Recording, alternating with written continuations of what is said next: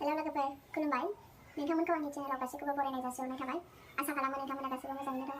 नै जोंहा मोनसे फिसा ब्लग बानायनानै फैलायबाय नोंथांमोना अननानै नायलांदो खालाम नै जोंहा माबा फुसका जानो नागिरदों मा होनदों हेल' गाइस नै आलु हादों ओमफ्राय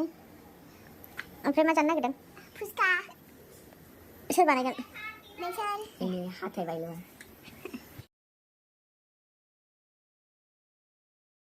आलु लेंहरबाय बाजारनिफ्राय माबा माबि बेगर बायनानै लाबोदों आङो दुन्दिया लाफा मुला लाइ साइनिस लाइ ओमफ्राय गैला बेखिनियाबा थोजासे जायगाया गैया नालाय फिसा बेहाय आंना दुन्दिया बागाना हाग्रा दुजोब्बाय माबा गंगार दुन्दिया बेहायनो थाफा बायनानै जायो जोङो बेखौनो फिसा फिसा खानोसै फुसकायाव होनो रोसियाव नैथिंबो दं नैथिंबो खानो बिथिंनि नैलाय हाग्राखौ फुनांगौ दं सोलाबथाराखैना दासान्दि बेखायनो मा खादों हा मा खादों मायो गंगार दुन्दिया नै मानो खादों लोबसोखो रेडि जाहांगासिनो पियास सागासिनो बे बानलुजों मिक्साराव होनोसै हेल' गाइस नै जोंना दहायो हा जावग्लिनाया फंबायजों आंजों जावग्लिनाया बेहायनो माखासे दुन्दिया आरि गायनोसै दुन्दिया फोनोसै लाफा फोनोसै मुला फोनोसै लाइ फोनोसै सामब्राम एसे गायनोसै बेहायनो बे खिनियावनो आरोना बेहाय जोंहा नै सेलेखा दं बिराद सेलेखा थायदों बाबा बायनानै गायनायमोन बिफाङा फुसका जानाय आलु रुगासिनोलाय मा जानो नागिरदों जोंहा आलु ग्रेन्डाराव होनोसै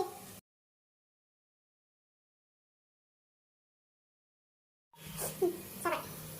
बेखौ लगायनोसै जाबाय नै बियो माबासो दे लोगोफोर मा होनोमोनलाय लेबु नारें लेबु थिंख्लां जों थिंख्लां जानो हाया नालाय बेखायनो लेबुजोंसो जायो लेबु बिदैजों नैबे आलु बाथोननि ओमफ्राय नैबे रोसि थिंख्लां बिदैनि जायगायाव बेयो आलु सिकेनसै मा जागोन नों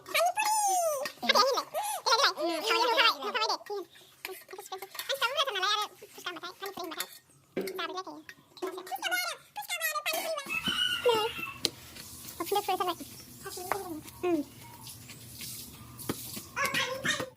आलु बाथोन लगायबाय आलु बाथोन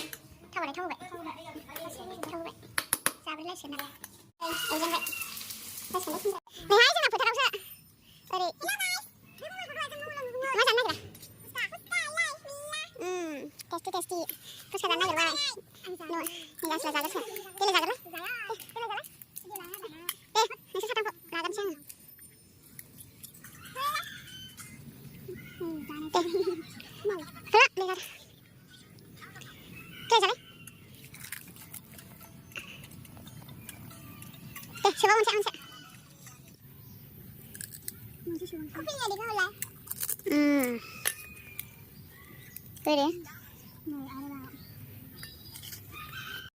नै जानोसै जों जाखावगासिनोसै जानोसै जाखावबावबाय गोबाल' मोनगासिनो जाखावनोसै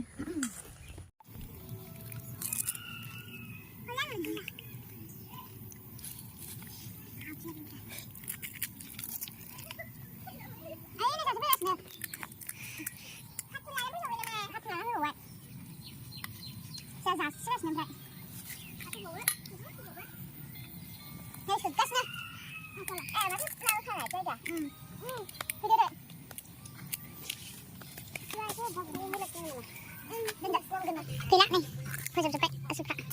dan jaga kau ini sedang harus sebelum belajar oh siap iya dong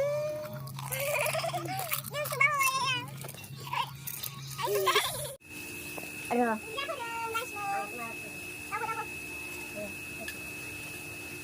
udah tinggal gaji juga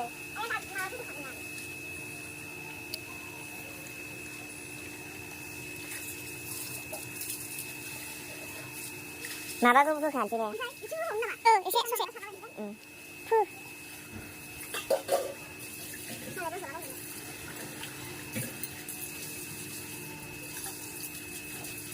오늘은 맨날 먹을래.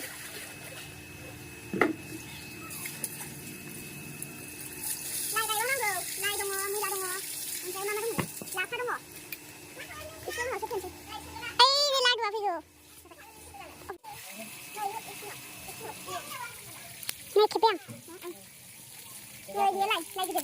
उनाव नायदो माबायदि जायो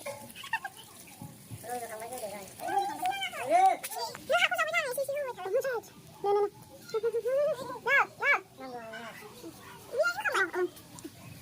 नै दा ओरै फैबाय थासिगोन Tinggalnya kadang sekali. Iya kita lihat.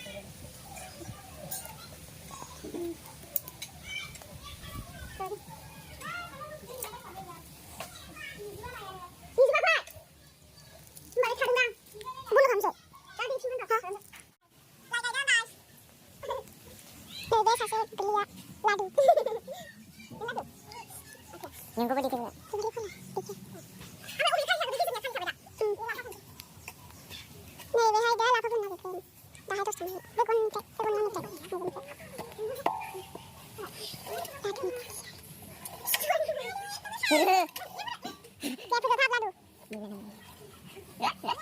Ladu nih bos yang mulia nanggung.